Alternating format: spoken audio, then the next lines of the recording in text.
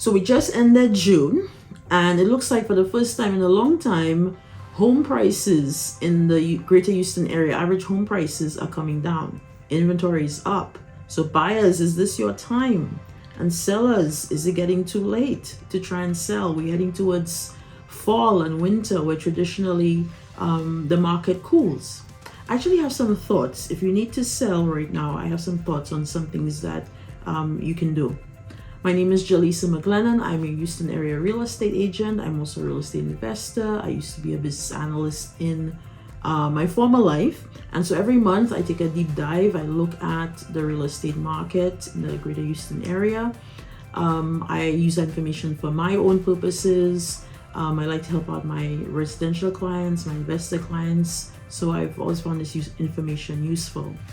So we have a lot to get into. So let's just dive right in. First stat I want to look at is, as always, total sales. So if we look very clearly, we can see right off the bat, in May, we had a peak of about 8,100 homes sold in the greater Houston area. Now, of course, when I'm talking about that, I'm talking about as far north as Montgomery, Texas, to as far south as Galveston, Texas. Basically, everything that's covered in the Houston Association of Realtors. I find when I look at a lot of articles talking about the real estate market, they talk specifically about Houston, and nothing wrong with that. But I like to go out, take a broad view, and then draw in as much as I need to, depending on the circumstances. All right. So yes, so for the greater Houston area, we saw the total number of sales actually came down to about 7,400 sales. That's about a 10% decrease from May to June. So what's happening? Buyers not having it. Let's take a look at what's been happening since January 2023. Here we had total home sales were somewhere just about 4,500 or so. We had a peak in May-June last year. We had well over 8,000 homes sold and started declining again. When we came down this year, January, we came down to about just under 5,000 again. Then again, May, we had a bit of a peak and we came down in June. So it seems like, we almost seeing a pattern here. Interestingly, between June last year and June this year, there's a 15% year-over-year decrease. Now, I actually have a theory as to why total home sales went down in June, and it has to do with interest rates. So bear with me. Let's go take a look. I want to show you the Freddie Mac interest rate graph. Okay, so if I look at the Freddie Mac graph, the 30-year fixed is going to be that blue line. If we look at May 2nd, we see that we hit a high of 7.22%. Now, why are we talking about May interest rates for June sales totals? Well, very likely, anything that closed in June would have gone under contract in May. So at 7.22%, it's not surprising a lot of people pull back from mortgage applications. People were just not doing stuff as much because the interest rates were so high. To add to that, here's something I noticed interesting for June. If I go to the Mortgage Bankers Association website, look at what's happening in June. Mortgage applications increased. If I look at the news release, June 26. If I venture further, June 19, mortgage applications increase. So mortgage applications seem to increase in June. So that could point to July. When we look at the numbers at the end of July, we may see total sales go up.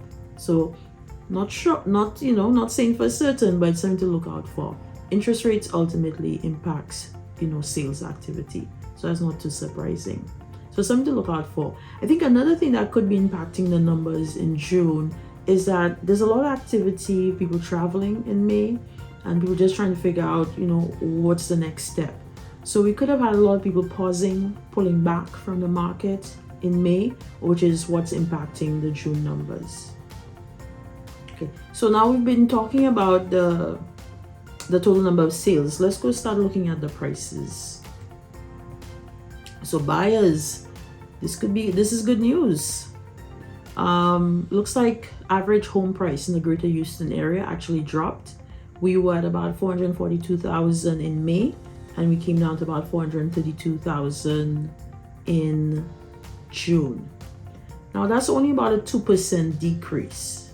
So I'm not ready to start jumping for joy. Oh, prices are falling. I would need to see prices dropping 3 months, at least 3 months consecutively, and I need to see numbers 20-30% before I really start celebrating. But it's something. I mean, I will take 2% decrease. If we take a look at the graph for average home prices from last year, January, we'll see that prices actually were under 400,000 starting in January. We came up in May, June, the summer months. We came up over 400,000, about 430,000. Came down again in the winter, and we came up again. So for the most part, home prices have been fairly steady. There's not been massive fluctuations. You do have, given that inventory is low, not surprising. However, given that interest rates have been so high, I know I thought maybe there'd be some movement in prices, but we haven't really seen that. So we'll have to wait and see what happens moving forward. Having said that, that in the Houston area, we had the decrease in home prices. If we drill down to a specific subset, like a specific county or city, it may tell its own story. And we have Montgomery County as an example. If we look here, we see that from May to June, we actually had a bit of an increase in the average home price. Now, Montgomery County is home to cities like Conroe, Texas. And that city, for example, is booming right now. There's a lot of activity, a lot of interest. So it's not too surprising that home prices have actually gone up. And this really underlines a really good point when you're looking at this data. It's good to look at the whole picture, get a broad view, holistic view. But when you're making your personal decisions, whether to buy or sell, it's really nice to take a look at the county specifically, the city specifically, and I even go further to see the subdivision you're either trying to buy into or sell from to get a really good picture. Now, it'd be hard for me to show you each city by city or county by county with the time limit of this video. So that's where you would reach out to me, call, text, email. My information is in the description below. You can make an appointment, we can get on a Zoom or on a call, and we can talk about the specific areas that you're interested in and have that discussion and try and help you make the best decision possible. Months of inventory is really interesting because that's what tells us, how much property there's actually in the market and how healthy the market is. Now in May it was 3.5, and June it went up to 4.2. We have the graph that tells us that. Now it's good movement because 3, it tells us here 4.2. It tells us that it tells us that there are more homes coming on the market. It could also point to less demand, but we'll have to wait and see exactly. But it is pointing to perhaps the market is starting to get a little healthier. Economists say that a healthy market is indicated by months of inventory of about 6, and so we're heading towards that. So we'll have to wait and see how that's going to impact price. Now that's the big one. That's the big variable because price really has not been acting the way we really expect it to act because there's so many other things going on. Something else to keep in mind is that as we're talking about all of this, inflation apparently is not doing as badly as we thought. So could there be a rate adjustment before the summer ends? It's possible.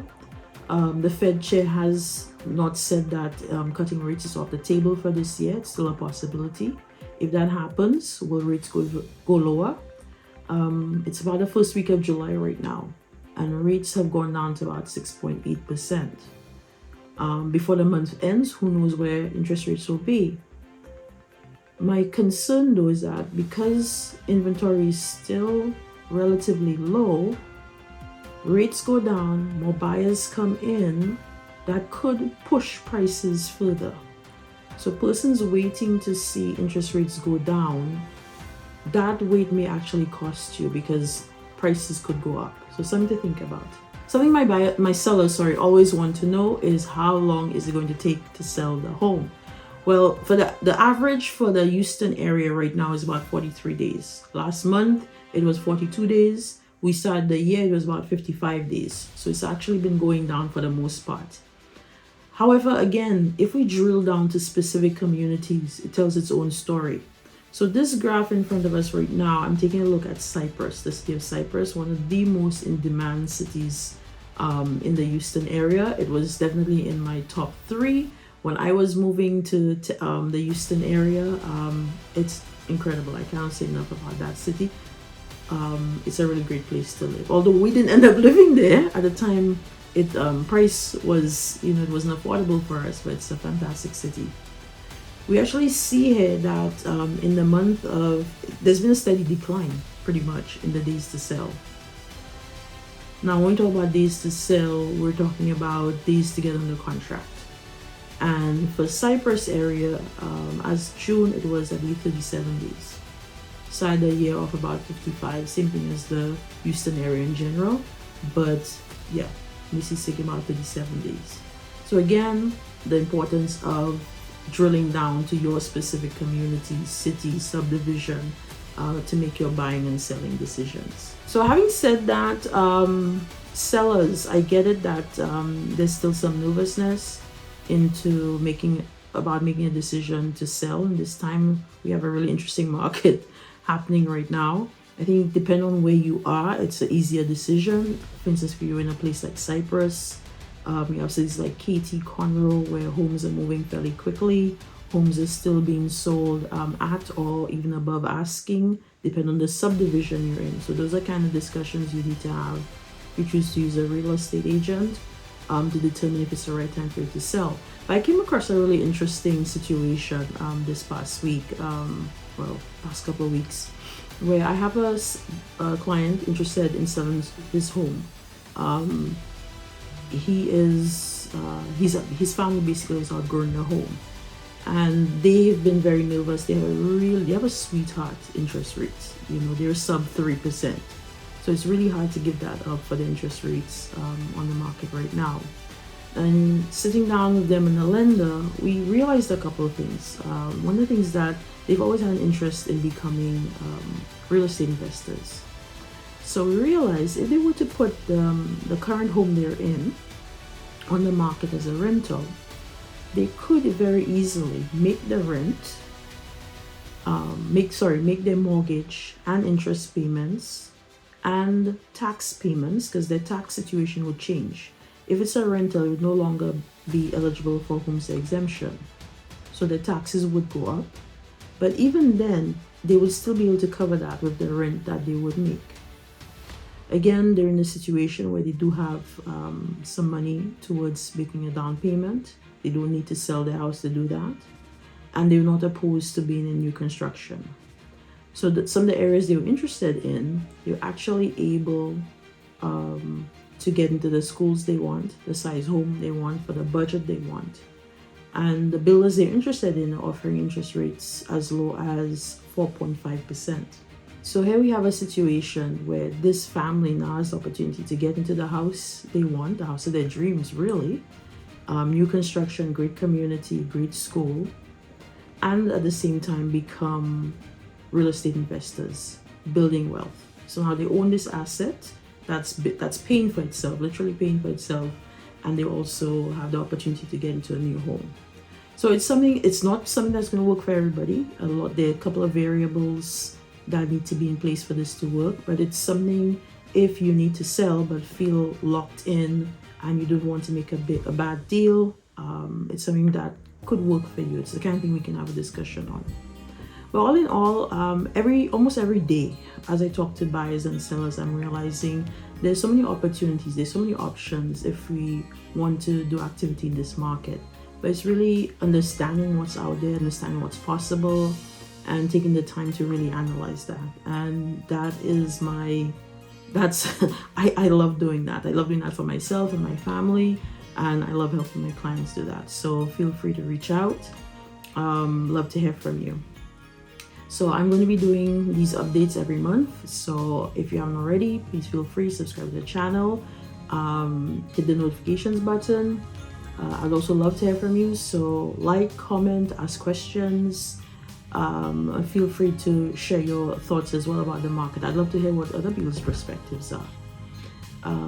I can be reached by telephone, by text, by email. My information in the description below. And I have, as always, I enjoy this. This is my thing for sure. I love going over the numbers. I love going over the data, and happy to share it with you. So thank you so much for watching, and take care till next time.